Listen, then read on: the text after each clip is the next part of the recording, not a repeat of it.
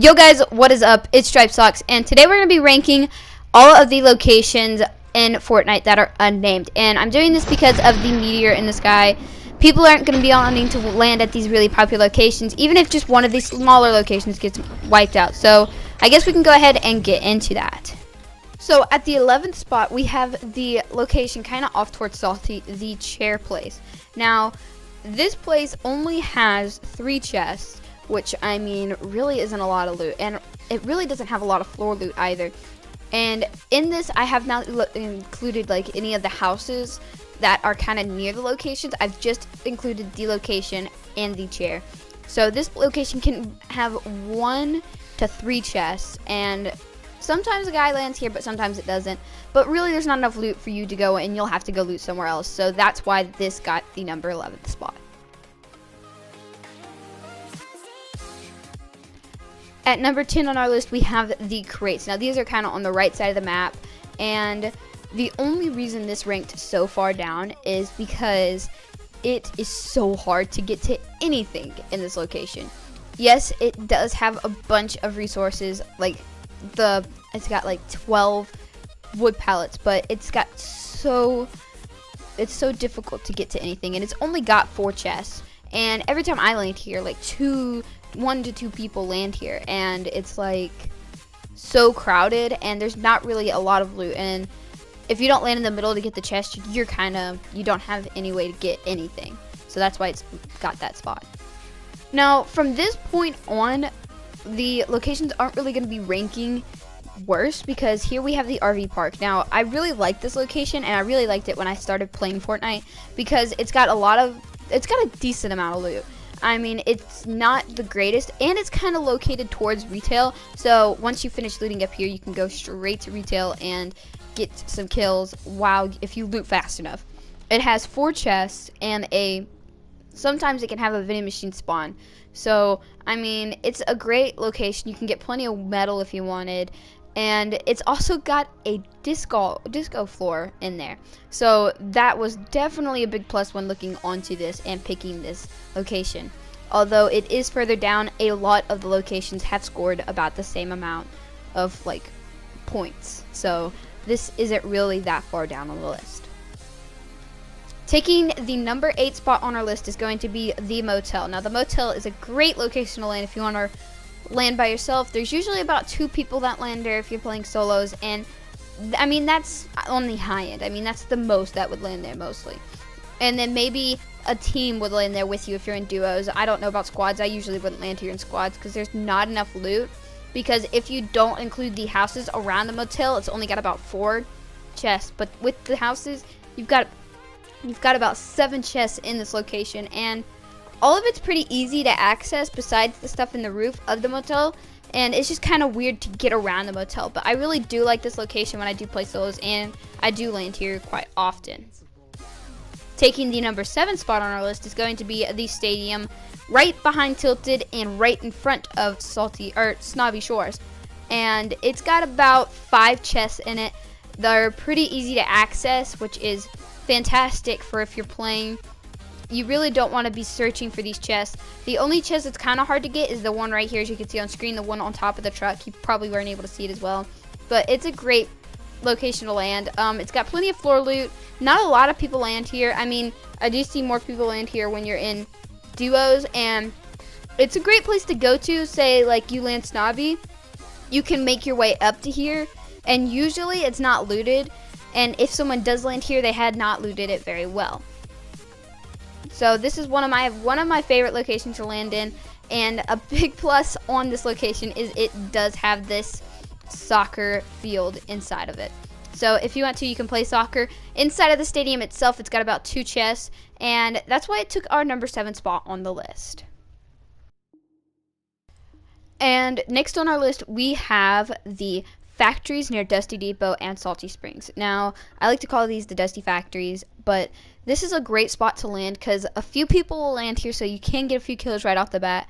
And it's got about 6 chests and some decent floor loot. It also has those wooden pallets that you can go and you can break and get a bunch of materials from.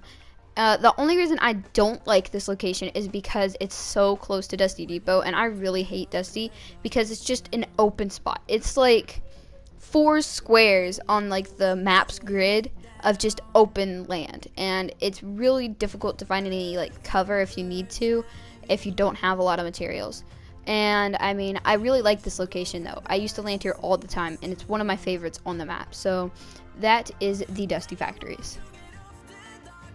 The next thing on our list is going to be the mountain house, is what I like to call this. This is the house with all the telescopes that people go to if they want to look at the meteor and kind of make a video on the meteor.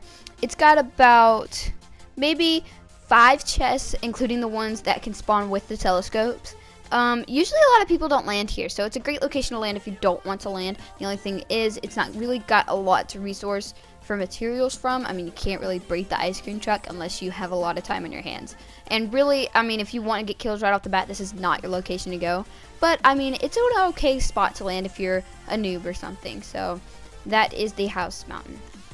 Now, we're going to be talking about the racetrack. Now, the racetrack is basically on the outskirts of the map. It has about 6 chests if you include the ones with the telescope and the RV and the campfire, as you can see right now.